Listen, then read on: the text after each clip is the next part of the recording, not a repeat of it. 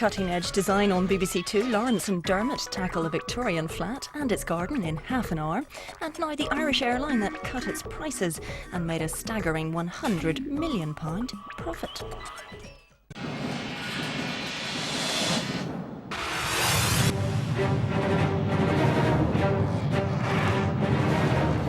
Times are tough for our biggest airline brands.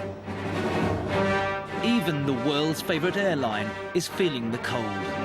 British Airways did lose £200 million in the fourth quarter of our last financial year. Global terrorism, the SARS epidemic and a stagnant economy have slammed the brakes on the national flag carriers. In 20 years, I have never seen the outlook for this industry as dire as it is now. But now, a new generation of low-cost airlines are growing fast and fighting for their share of the air.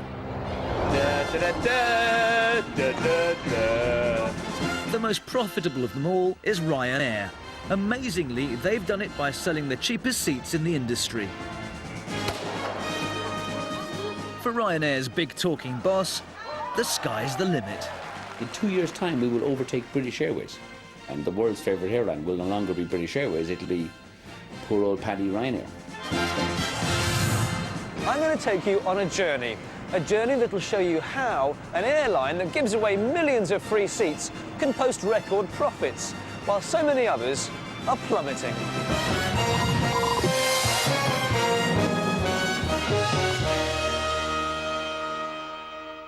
I've been told and it's no lie. I've been told and it's no lie. EasyJet's fares are far too high. EasyJet's fares are far too high. This is the man behind Ryanair's success, Michael O'Leary, doing what he does best, attacking the competition. Today, he's staging an assault on low-cost rival EasyJet. No, it's not war, it's peace. We want a little piece of Luton, a little piece of Stansted, a little piece of Germany, a little piece of Italy, and a big piece of EasyJet. O'Leary has grown Ryanair from a one-plane company to one of the most profitable airlines in Europe in just 15 years. Ryanair started with effectively a blank sheet of paper and a man with a vision, and that's Michael O'Leary. The fares are a ridiculous £9 one way to London. Being in a negotiation with Michael is a bit like being at a masterclass in business. What Michael can do is very often outthink you, outsmart you, in the cause of getting what he wants and needs. His cost-cutting approach has changed the way airlines do business. So what's his secret? BBC want to know why Ryanair can sell our seats so cheaply. Right. That is because the pilots work for nothing. We just got lower costs. We don't have all the frills and the bullshit that a lot of the expensive airlines have. To be low cost, you really have to eat, sleep, drink and believe in low cost. And every single thing we do is designed to pass on lower fares for consumers. The flag carriers like British Airways are worried. Earlier this year, BA spent £3 million on a glossy ad campaign attacking the low-cost airlines. The whole world and his wife want to fly low cost these days. But what we also want are airlines with, more flights and more backup when things go wrong. We believe that people are prepared to pay for a quality experience. We believe that we should give people a range of products and a range of price to choose from. We've decided to talk about what British Airways has to offer that the no-frills carriers simply don't have to offer. And then there's the O'Leary way. A very different way to run an airline. It starts with cheap and cheerful advertising. The core of our marketing strategy is always to spend as little money as possible advertising.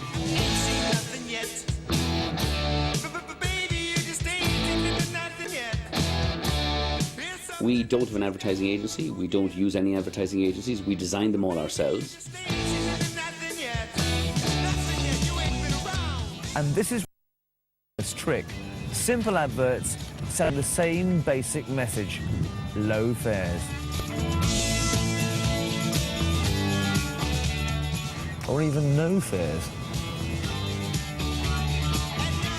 And O'Leary loves nothing better than to cause a fuss in the Catholic Church.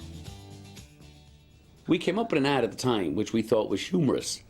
You know, what's the fourth secret of Fatima? Well, it's that onlyryanair.com guarantees the lowest fares. We spent €400 running that ad once, created all kinds of controversy from the Irish Catholic Church criticising us, then followed by the Vatican Press Office criticising it. This ad ran around the world. It last appeared about 4 months ago in the Hindustan Times in India. And for a spend of about £400, we got something like $8.5 million worth of publicity. You know, when you're a small, low-cost company, that's what you got to do. Cynical it may be, but it seems to work. Now let's go and book a ticket.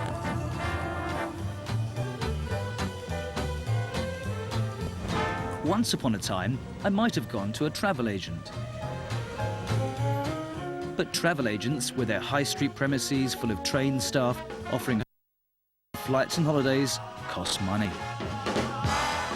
Selling through them could add pounds to the price of every ticket. And that's too much for Ryanair.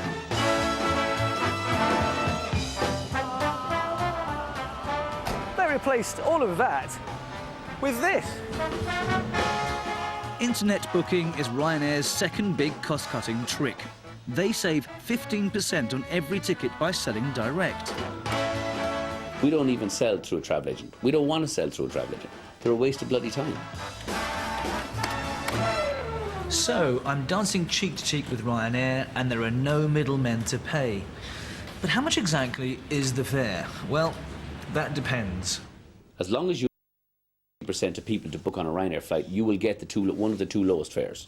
We sell 70% of all of our seats at the two lowest fares, every flight, every day.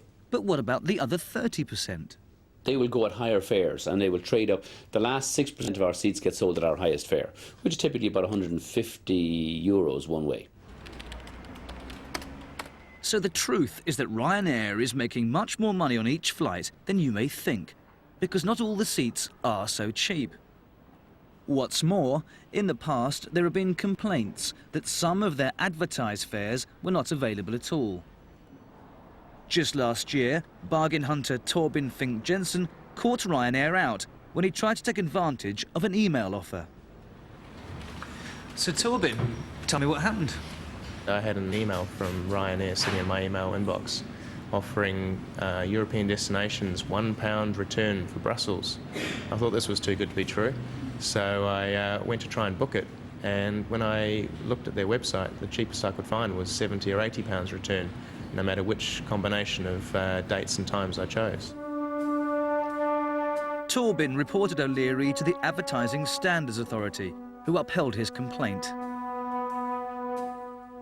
I think we occasionally make balls of these things. You know, you're running so many ads. What actually happened was there were loads of seats available at the fair, but they hadn't changed the availability dates. Well, that's something to watch out for.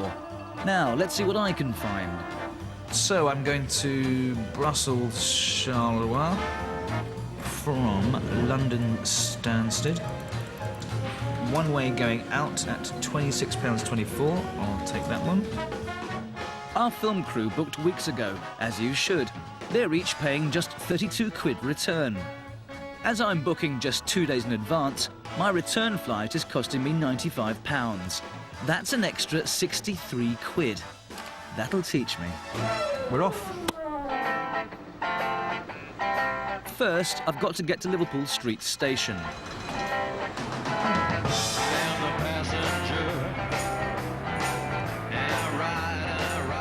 Then it's a 45-minute train ride to Ryanair's base at Stansted in Essex. A bit longer than the journey to London's other airports, but perfectly manageable.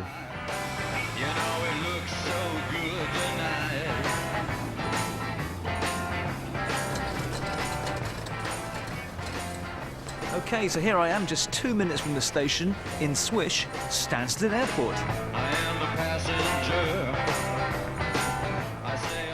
Flying from Stansted has one big theory: it's cheap.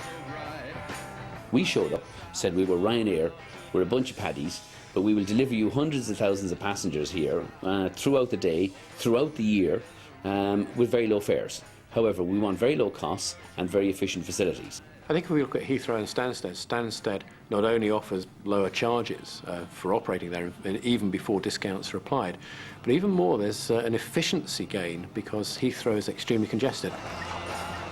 And that's another cost saving. Flying out of Stansted rather than Heathrow saves O'Leary at least £3 for every passenger. Ryanair's next trick is to cut the costs at check-in. There's no ticket here. All I need is my passport and the code number I got over the internet. That's it. We don't have all the old bollockology that goes on at British Airways of typing in this and typing in that and taking your ticket and looking at your ticket and all the rest of it. Hello, can I take your passport, please? Sure, yeah. Thank you. Do you have your reference number? But there are drawbacks to the Ryanair system.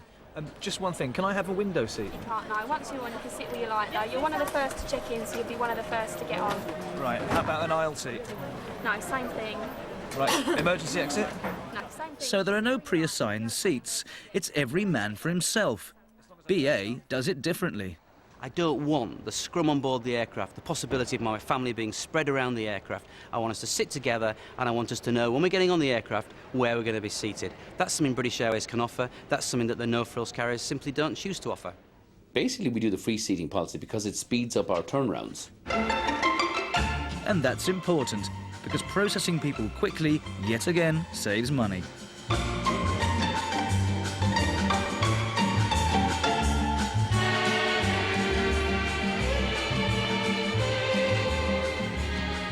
OK, Ryanair to Brussels, 4:25, on time. Gate 53.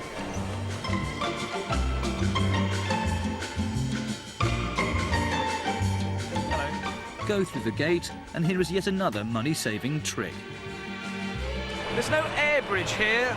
Rain or shine, it's just tarmac. And cheapest way. Unless you need to use a wheelchair. As Bob Ross found out the hard way when he recently travelled to France on Ryanair. Bob was born with cerebral palsy. He prefers to get around on his crutches, but he needs the use of a wheelchair to get through the airport.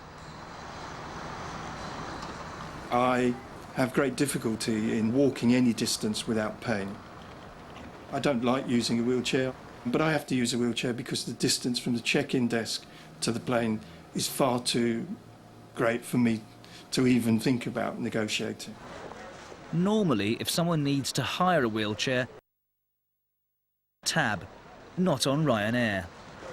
I asked for a wheelchair and I then had to go and pay £18 for using the wheelchair.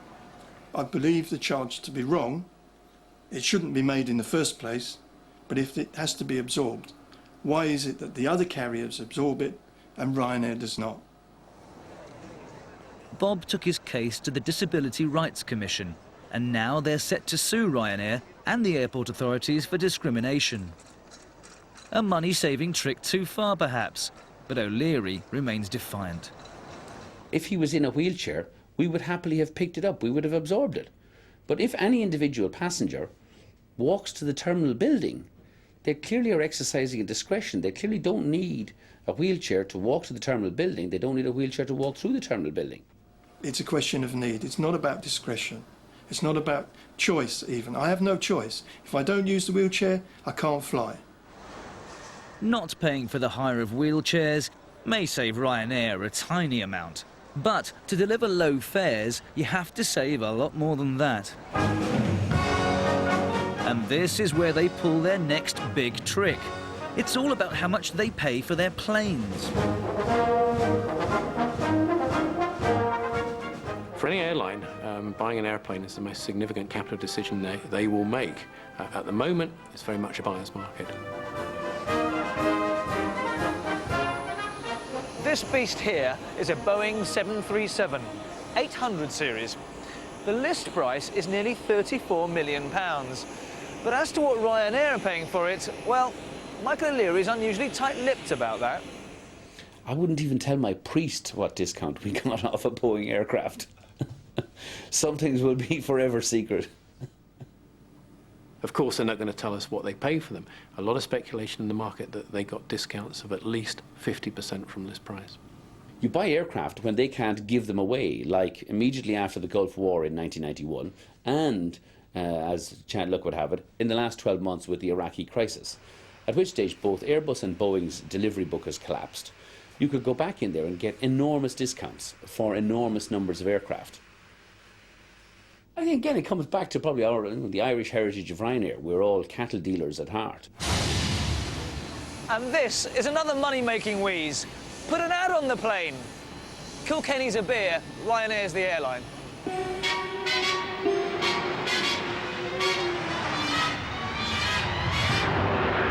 Come fly with me, let's fly away. Just say... So it's time to leave for Brussels. Chocks away, lads. It's perfect for a flying honeymoon, they say.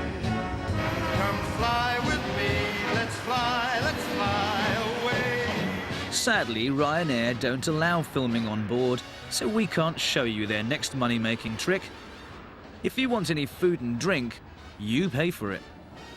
They've turned what was a cost item into a revenue stream, and it's not just the sheer actual cost of the food itself, it's the costs associated with putting carts on aeroplanes, tidying up after it, taking the empty carts off. If you give it away for free, most people will take more of it than they would normally do if they were charging for it. I mean, the great example on British Airways early morning flights is free champagne. If you're going to a business meeting or do a day's work, what are you doing with 2 bottles of free champagne inside you? This is just complete waste. But oh, what a wonderful waste. Ladies and gentlemen, welcome on board this British Airways flight to Brussels. Newspapers, sir. And what does Michael O'Leary know about full-service flying anyway? Would you like a glass of wine, sir? It's a lot more than just free bubbly.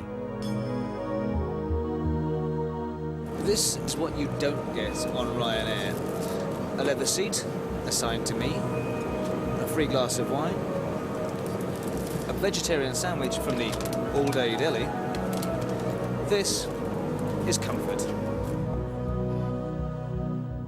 That dream could have cost me as little as £65 return with BA if I'd booked far enough in advance. Never mind, back on Ryanair and less than an hour from Stansted, here I am in Brussels. Well, actually, not quite Brussels. Charleroi, which is South Brussels, and a good 40 miles away from the centre of town. And it's not just Charleroi. The location of many of Ryanair's European airports has raised eyebrows. Fly on Ryanair to Stockholm and you go to Skavsta, fully 100 kilometres away. Fly to Copenhagen in Denmark and you end up in Malmö, actually in Sweden. Once again, O'Leary is unapologetic. Charleroi is 40 kilometres south of Brussels. Zaventem, the main airport, is about 20 kilometres due east. Do you want to drive an extra 20 kilometres for savings of about £400 and £500? Yes, they do, in their millions. And these small regional airports are desperate to win Ryanair's business. We're presently talking to more than 40 airports around Europe, all of whom are coming to us, begging us to fly there. The new generation of European airports depend on the low-cost carriers. This airport loves Ryanair so much, they offered them a 50% discount on landing charges. And they even paid Ryanair over £100,000 for every new route opened here. Ryanair doesn't just cut costs by flying into these smaller local airports, it also saves time. There are no delays, so it's easier to turn the planes around quickly. Getting your planes cheap is one part of the low-cost formula. Using them a lot is another. Just watch this.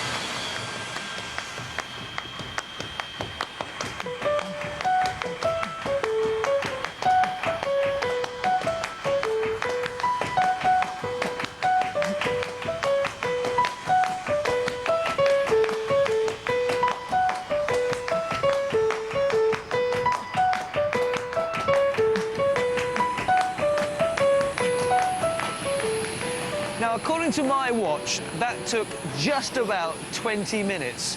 You've got to hand it to them. That's a fast turnaround. Eat your heart out, Formula One.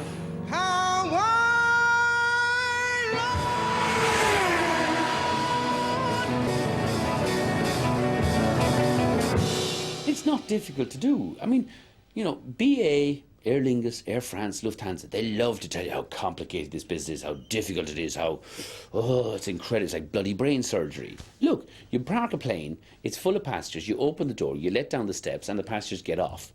And then you just start boarding the next lot of passengers and they will get on again. In fact, Ryanair's turnaround times are half those of British Airways, and that's another big saving.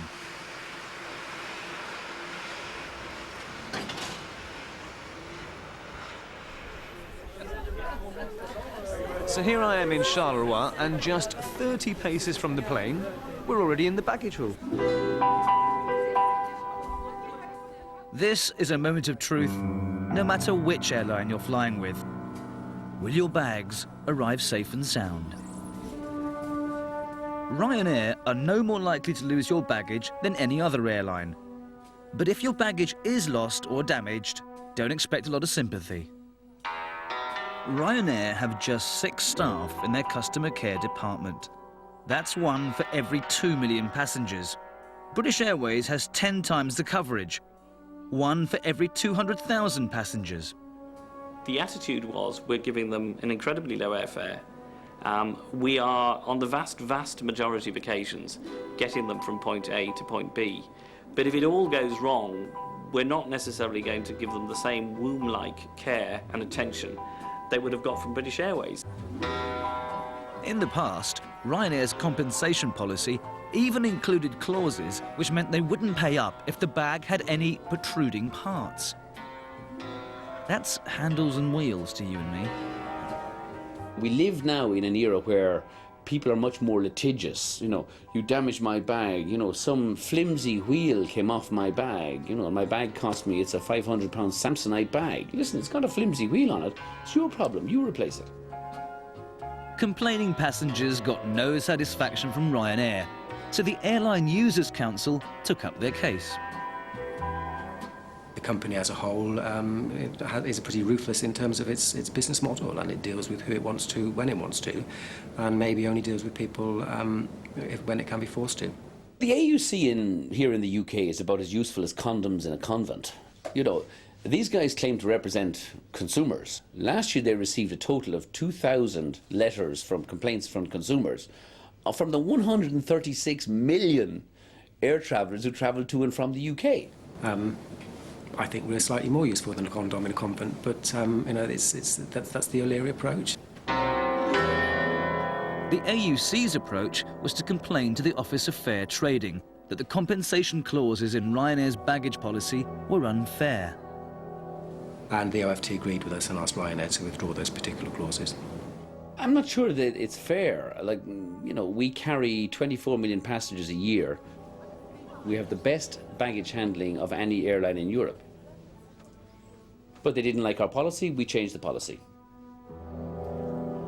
Chalk one up for the AUC, and a rare defeat for O'Leary. Still, there are more tricks to come. So, I'm off the plane and on the ground, but Ryanair are still making money out of me. To get to Brussels, I might want to hire a car, or I might want to book a room. Deals with companies like Hertz provide valuable additional cash for Ryanair because they get a cut of every deal that goes through them. They call it ancillary revenue, and it's another vital piece in the low-cost jigsaw. Me, I'm taking the bus.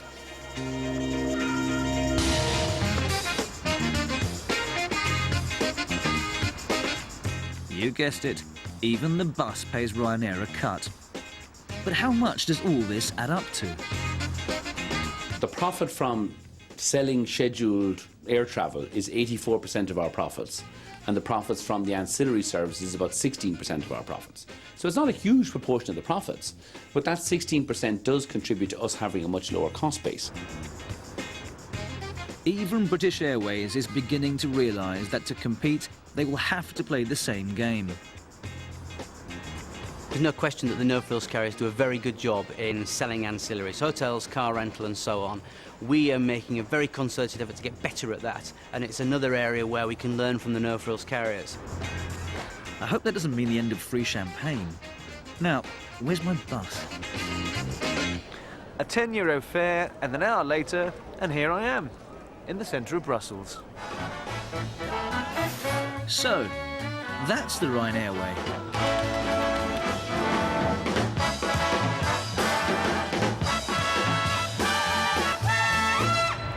And it works. Last year they launched 50 new routes. And just yesterday they announced profits of £170 million. That's up by more than 50%. Surely nothing can stop them now. Nothing perhaps, but Brussels itself, and one organisation that cannot be called low cost, the European Commission. I've arranged a discreet rendezvous with an agent of the EC's Transport Directorate. They're investigating Charleroi and the six-figure sums it's contributed to Ryanair to use the airport.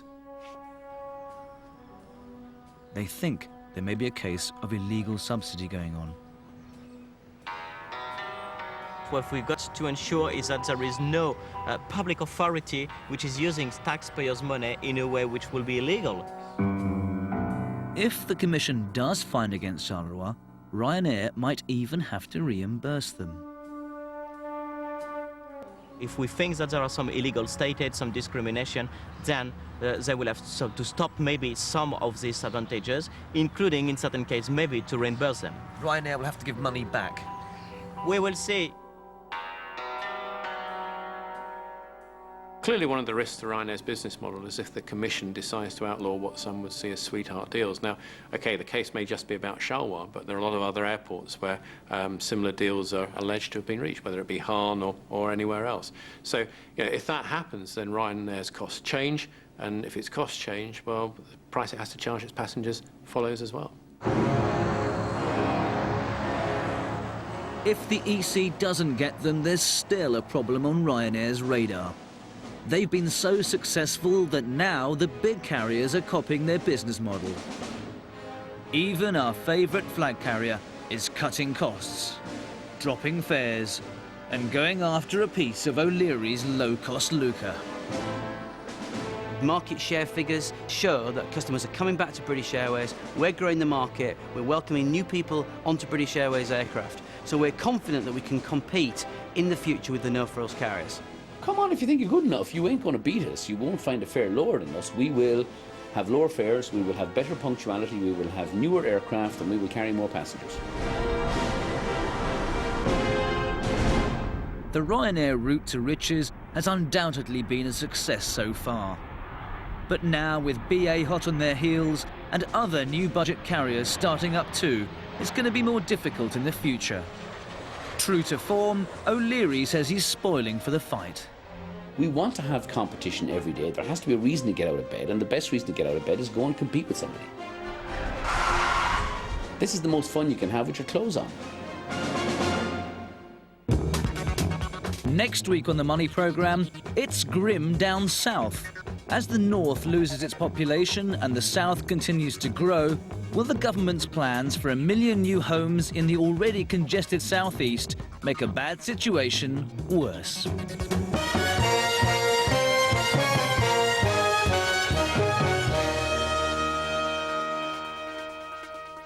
Good evening, Mr. Bond. I don't really know what I want to do. It's our time now. Yeah. Still to come on BBC Two tonight, hopes and fears exposed from 9, and coming first, a bit of crack on the home front. All right, well, the family have been giving me jip about getting 8 BBC channels. Oh, no, not you two. Well, look at what you get. Drama, documentaries, interactive sport. Seems a bit of a palaver to me. Oh, not at all. You can already get 8 BBC channels on cable and satellite, but now you can also get them on Freeview, a new package of 30 channels. You can get Freeview with a TV adapter for around £99. One-off payment, no contract. What about the comedy? For your free guide, call 08700 10 10 10. I was woken up in the middle of the night, 2 of those 3 nights, to be told of particular events, and woken up very, very early this morning. In each case, sadly, to be told of accidents involving members of Britain's armed forces, and that has been a very difficult period. Fighting the War, personal accounts of a public conflict, Sunday 15th of June on BBC Two.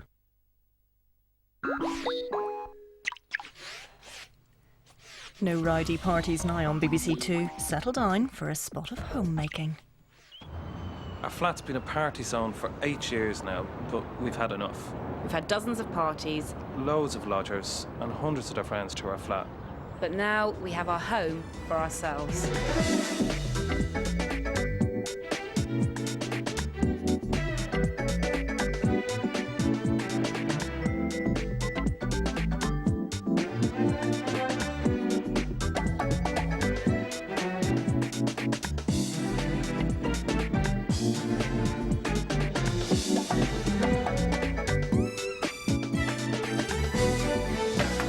Certainly is Party Street all along here, isn't it? It's extremely dissolute. It's weird. I've got this amazing feeling of déjà vu. You know, it's weird. It's all so familiar. It's all coming back to me. Even I've been to a party here. I am sure I was at a party here. It's possible. I mean, there are lots of parties when we were away. Our lodgers used to have them all the time. That's mad. Corridors. Lots of space, but narrow. Lots of corridors. Can't use it.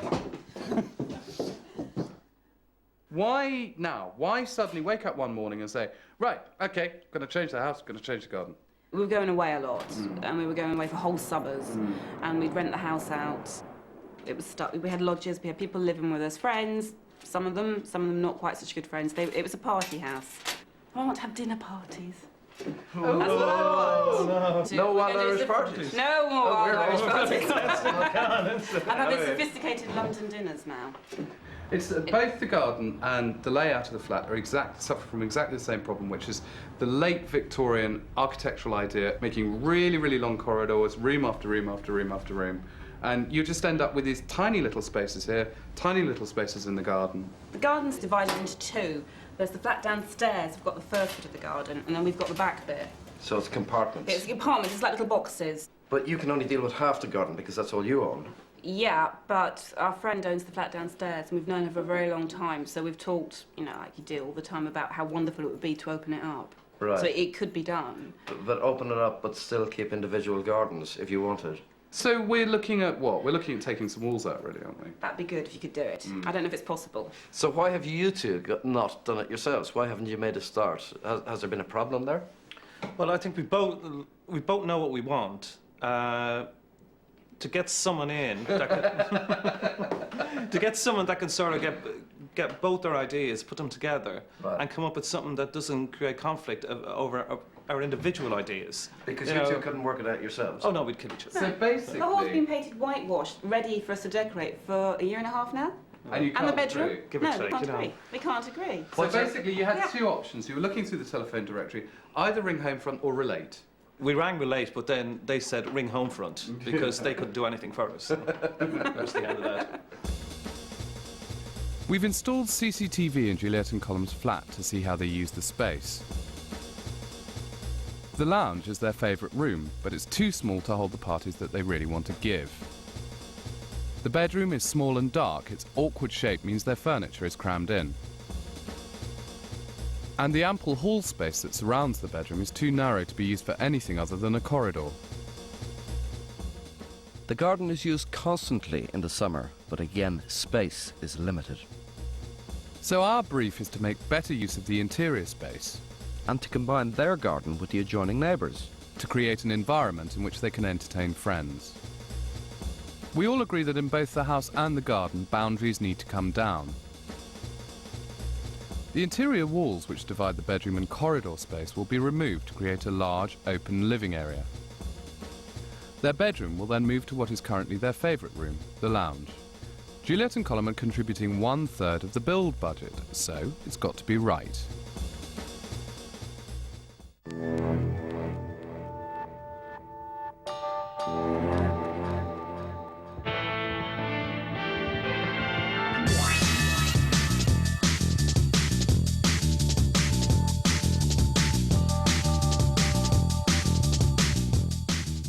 Acrows. Basically, they support the structure above while we take out load-bearing walls. Because our brief is based on overwhelming structural changes, we'll only know what we want to do with the space when the walls finally come down. Meanwhile, Juliet and Colin have moved out, taking a video diary camera with them.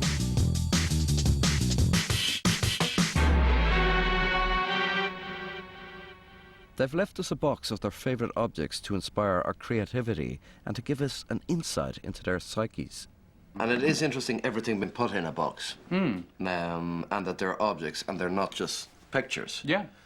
Why? We decided to do a box because I didn't really want to go through magazines, because the magazines, it's someone else's image. That's nice. Right. So the Yeats. This is a Yeats, and it's definitely him. Colin's painting. It's good, doesn't really do much for me. But an Irish person looking at that would go, ah, that's Yeats. You know, you do have these emotional attachments. Susie Cooper. I started collecting that. I hate it. Absolutely hate it. I've never let him see this plate. It's got roses, and I hate roses. There's one secret drawer of things which are so precious to me that I won't let him near them because he's too clumsy. They get broken. It's Elvis. I can't stand him. That's because it's Elvis, and everyone loves Elvis. I love this cup because of its shape. This, I hate. It's just pure. I don't get it. Now, Colin's letter I do like. This is mine. One of very few objects in the house that's actually mine. I see what it says. It's a Gandon building, the Custom House in Dublin. Oh, I was there yesterday. Slowly but surely, he will start to buy things like this and have little collections, and he won't realise I've done it and I'll brainwash things. It doesn't work. It's all very mid-20th century. It's all very looking through my granny's hat box. I know. A classic Ben Nicholson postcard. It's lovely, lovely colours, brown and blue. Actually, it's a very 50s colour combination, brown and blue. I like this. I love the colours of it. He probably dislikes it intently and would use it as an ashtray because he's a Philistine. When we eventually get to what it is we want, it is agreed on completely. Cole would say that we agree in the end, but we don't, because I think what happens is one of us backs down. It's quite modern. There's nothing sort of frilly or chintzy. And there seems to be a very specific kind of colour palette, these greyed-off pastels, things like blues and browns. I'm beginning to see a very, very urgent need for mediation here. Right. Design mediation is what we're all about. Okay, so here. that's why we've been brought in, to sort something out between their requirements and their desires. What we need to do is we need to say, yes, you can have your picture of a Yeats, but let's put it on top of a doily. Yes. But there's nothing here that says garden to me other than that looks like the kind of shape you normally do lawns in. Odd. Even Juliet and Colin don't seem to know what they want for the garden. Their only common ground is that they want to hold sophisticated, stylish parties, for which they're going to need an exciting and inviting environment. As marriage garden counsellor, I've decided that atmosphere is going to be everything.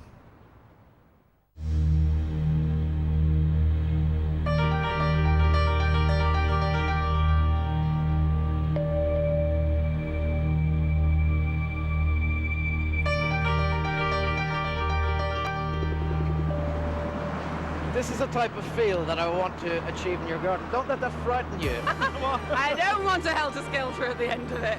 No way. Just look at all the bright lights and look at the excitement of that and the fun of it. And I want to capture some of that excitement. And then, as day turns into night, the lights really take over and they really begin to entertain.